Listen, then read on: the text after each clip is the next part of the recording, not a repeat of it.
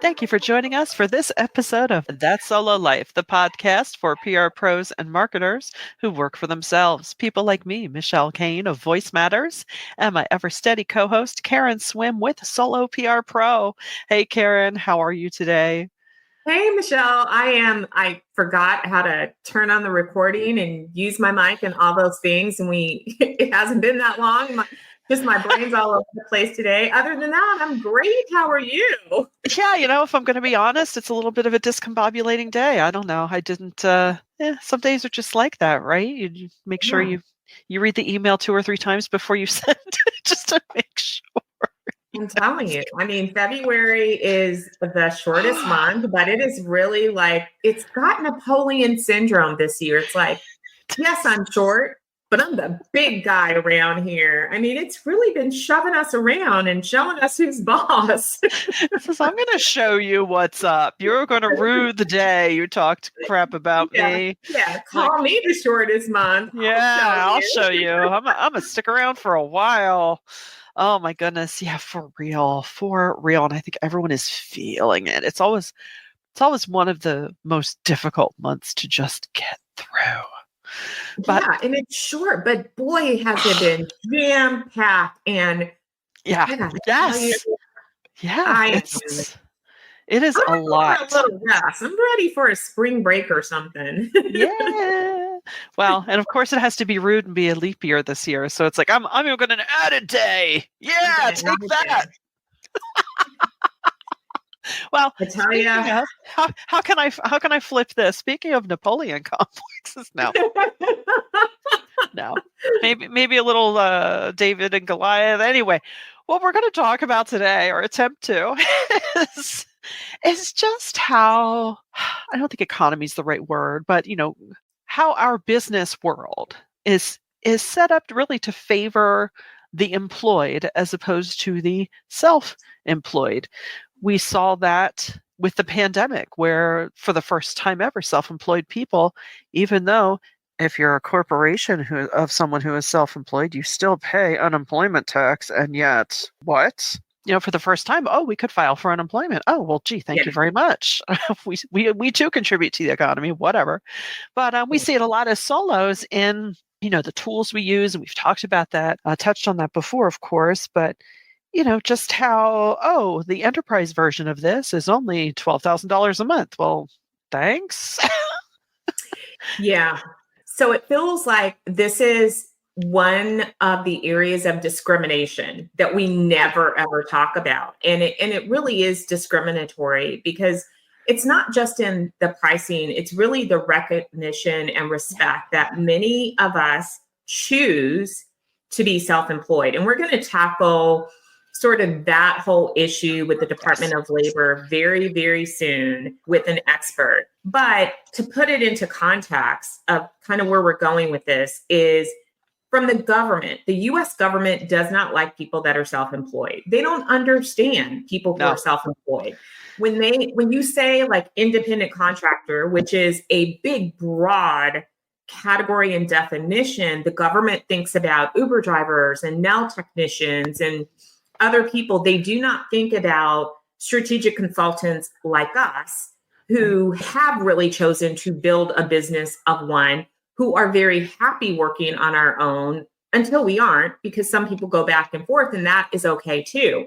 So they don't understand, I'm going to say, the flavors of independent work. And there's no good definition that takes into account the people who are truly independent and want to be, and the people who might be forced into being contractors, because we know that there are a lot of companies out there that, quite frankly, just don't want to pay people as employees. Nail technicians are a great example, and they're one of the industries that is under target because your nail technicians show up at the same place every day. They have work hours. They're not working for other people. They're not marketing themselves to other people. And yet they are considered contractors. Construction workers is another category. Yeah. And I mean, we could argue about Uber and Lyft because these are people that work on a platform. But even in that category, there are people that truly want to be independent. Right. What you can't do, though, is say, I want to be an independent contractor. I don't want to work for a company, but I do want benefits and I want to unionize, because now you're mixing. But so again, the United States has a very murky view of this. Yes. But Yes. the disrespect continues with how we're treated by companies just all around. Like organizations, when they do content for public relations people, it's largely geared towards people that are employed traditionally, not people like us. Right. That's so true. And, it's interesting, even as you talk to people who are, in larger corporations. Well, what do you do? I'm like, well, I run a public relations and marketing agency. Well, what do you mean? I'm like, well, what do you mean? What do I mean? Do I need to have 30 people standing behind me? And what I like to say is, to be honest, I've done the same job in essence my whole career.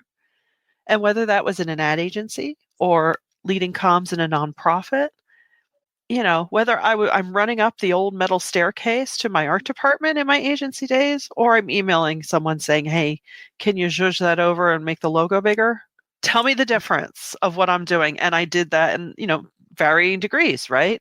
A little bit as employee. Now I run my own company. And it's just interesting, just the mental shift, not just amongst perhaps colleagues and acquaintances, but yeah, the government, although they seem to understand it at tax time very well, how you're organized. It's amazing to me. I mean, technically, it's always a little bit frustrating.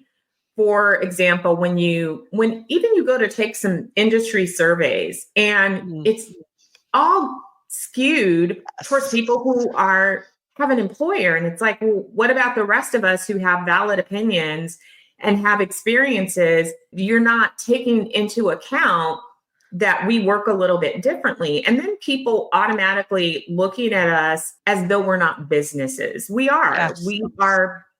We're entrepreneurs. We founded a company. And it doesn't matter if your company has 0 employees, it's still a company. And we don't always get treated that way. But, things are not sized for us. So conferences are not sized for us, and content is not sized for us. And definitely the price of technological tools are not sized for us, because these companies forget about a big segment of the public relations and marketing industry by only targeting people that are in these corporations and those big fat dollars. But sometimes, and we've seen this in Solo PR Pro, which is why we don't do special offers anymore with new companies. We're very, very, very, very, very, very strict about it these days, because too many companies have built their company on the back of solos. And so they give you a great price that's priced for us.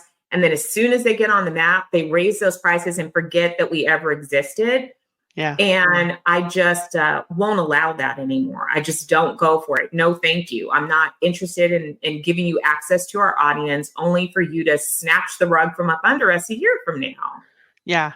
Yeah. And in many ways, I don't want to sound too pompous here, but in a lot of ways, solos, we experience whatever the next wave is going to be. We experience it first. We're like the college radio of of the marketing and PR industry, or well, I'm going to stay in our industry silo, because I liken it to, hey, I love my radio station WXPN in Philadelphia.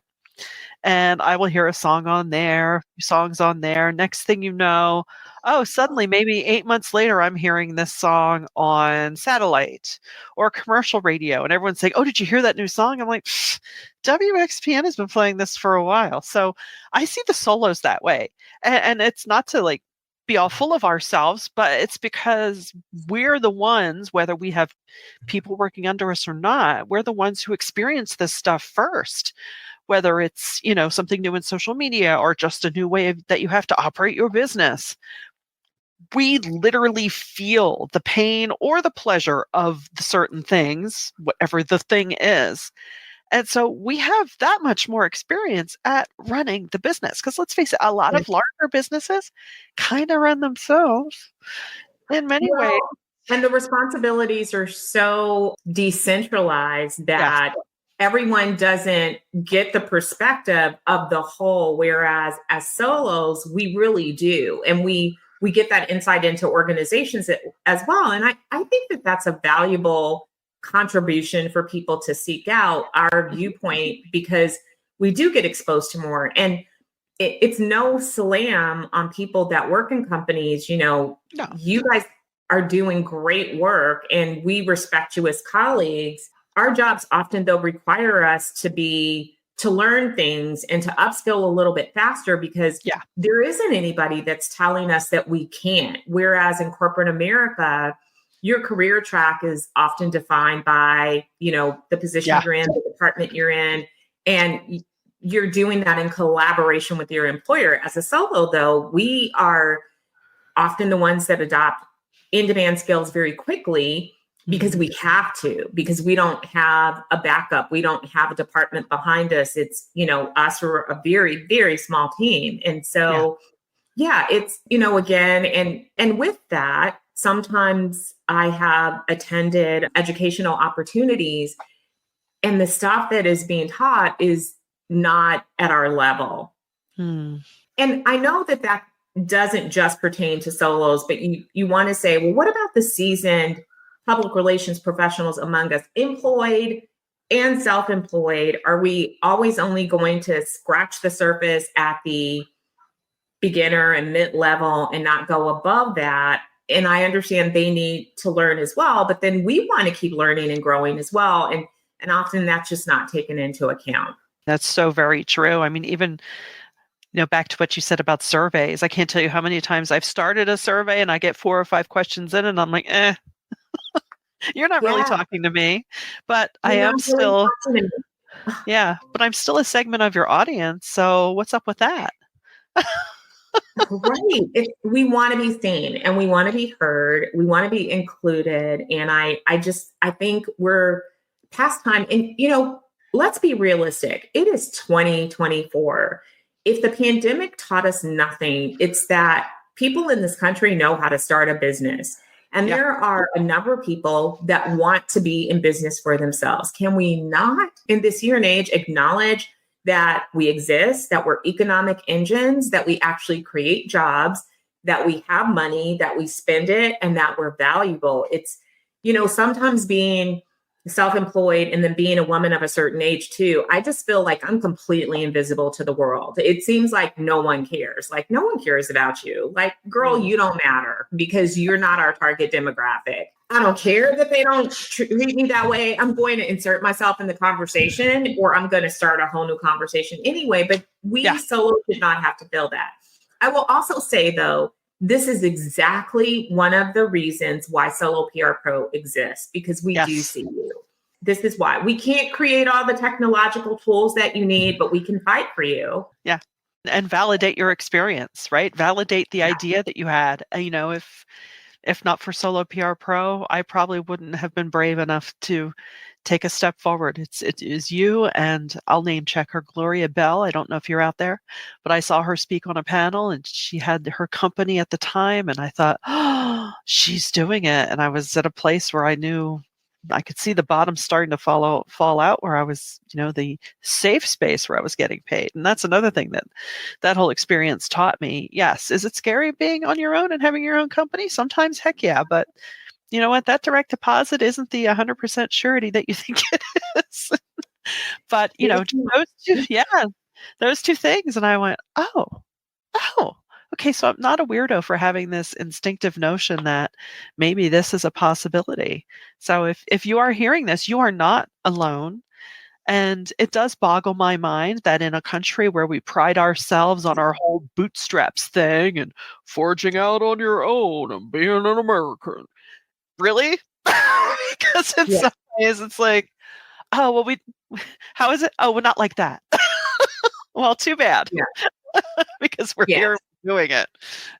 Like enterprising Americans, but we don't really want you to be enterprising. We want you to be employed, because this is, it feels like America is just like an old school, like rusty, like model of work in and so control many freak. ways. Yeah. Like, it's a control freak. we built this whole tax system and it's, really designed for you to work for a company and just stay there and, retire from there and get your gold watch. And I know we don't do pensions anymore, but we need it to be this way because this is how our system works and we don't want to build a new one. But I say, time to build a new one, America. Wouldn't that be nice? Well, hey, we hope we've inspired you, even made you giggle a little bit because goodness knows we need that. But please do go to Solo PR Pro, check out the ongoing offer from Lettuce. Even though we don't do special offers, there is this opportunity through Lettuce, and just get on the mailing list too, because there is good information that will come your way. And please do share us around. And until next time, thanks for listening to That Solo Life.